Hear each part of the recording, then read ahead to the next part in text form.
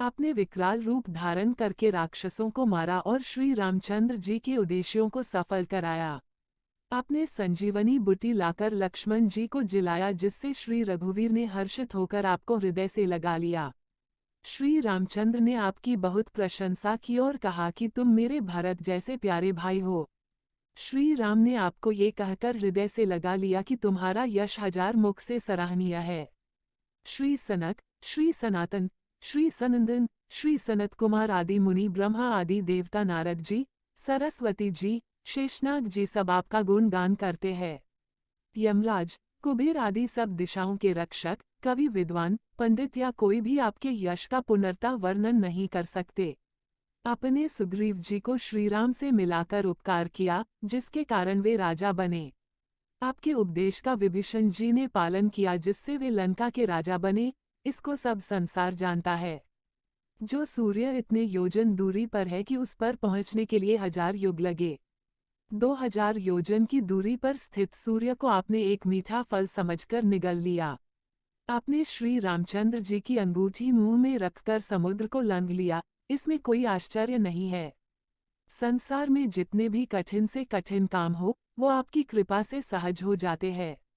श्री रामचंद्र जी के द्वार के आप रखवाले हैं, जिसमें आपकी आज्ञा बिना किसी को प्रवेश नहीं मिलता, अर्थात आपकी प्रसन्नता के बिना राम कृपा दुर्लभ है। जो भी आपकी शरण में आते हैं, उस सभी को आनंद प्राप्त होता है, और जब आप रक्षक हैं, तो फिर किसी का डर नहीं रहता। आपके सिवाय आपके वेग को कोई नहीं रोक सकता। आपकी गर्जना से तीनों लोक कांप जाते हैं। जहाँ महावीर हनुमान जी का नाम सुनाया जाता है, वहाँ भूत पिशाच पास भी नहीं फटक सकते। वीर हनुमान जी, आपका निरंतर जप करने से सब रोग चले जाते हैं और सब पीड़ा मिट जाती है।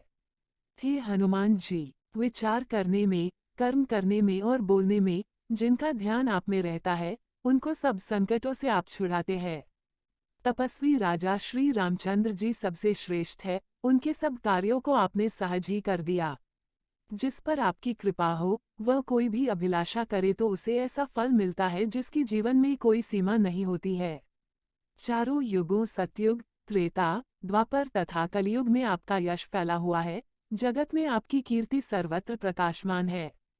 हे श्री राम के दुलारे, आप सज्जनों की रक्षा करते हैं और दुष्टों का नाश करते हैं।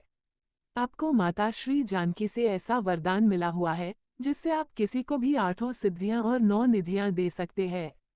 1. अनीमा, जिससे साधक किसी को दिखाई नहीं पड़ता और कठिन से कठिन पदार्थ में प्रवेश कर जाता है। 2. महिमा, जिसमें योगी अपने को बहुत बड़ा बना देता है। 3. गरिमा, जिससे साधक अपने को चाहे जितना भारी बना लेता है। 4. लघिमा, जिससे जितना चाहे उतना हल्का बन जाता है। 5. प्राप्ति, जिससे इच्छित पदार्थ की प्राप्ति होती है। 6. प्राकाम्य, जिससे इच्छा करने पर वो पृथ्वी में समा सकता है, आकाश में उड़ सकता है। 7. ईशित्व, जिससे सब पर शासन का सामर्थ्य हो जाता है।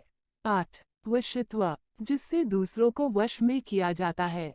9 निधियां, पद्म निधि, महापद्म निधि, नील निधि, मुकुंद निधि, नंद निधि, मकर निधि, कच्छप निधि, शंख निधि और खर्व या मिश्र निधि। आप निरंतर श्री रघुनाथ जी की शरण में रहते हैं, जिससे आपके पास बुढ़ापा और असाध्य रोगों के नाश के लिए राम नाम औषधि है। आपका भजन करने से श्री राम जी प्राप्त होते हैं और जन्म जन्मांतर के दुख दूर होते हैं। अंत समय श्री रघुनाथ जी के धाम को जाते हैं, और यदि फिर भी जन्म लेंगे तो भक्ति करेंगे और श्री राम भक्त कहलाएंगे। हे हनुमान जी, आपकी सेवा करने से सब प्रकार के सुख मिलते हैं, फिर अन्य किसी देवता की आवश्यकता नहीं रहती। हे वीर हनुमान जी, जो आपका सुमिरन करता रहता है, उसके सब संकट कट जाते हैं और सब पीड़ा मिट जाती है। हे स्वामी हनुमान जी, आपकी जय हो, जय हो, जय हो। आप मुझ पर कृपालु श्री गुरु जी के समान कृपा कीजिए। जो कोई इस हनुमान चालीसा का 100 बार पाठ करेगा, वह सब बंधनों से छूट जाएगा और उसे परमानंद मिलेगा। भगवान शंकर ने ये हनुमान चालीसा लिखवाया, इसलिए वे साक्षी है कि जो इसे पढ़ेगा उसे निश्चय ही सफलता प्राप्त होगी। हे नाथ हनुमान जी, तुलसीदास सदा ही श्री राम का दास है, इसलिए आप उसके हृदय में निवास कीजिए। हे संकट मोचन पवन कुमार, आप आनंद मंगल स्वरूप हैं। हे देवराज, आप श्री राम, सीता जी और लक्ष्मण सहित मेरे हृदय में निवास कीजिए।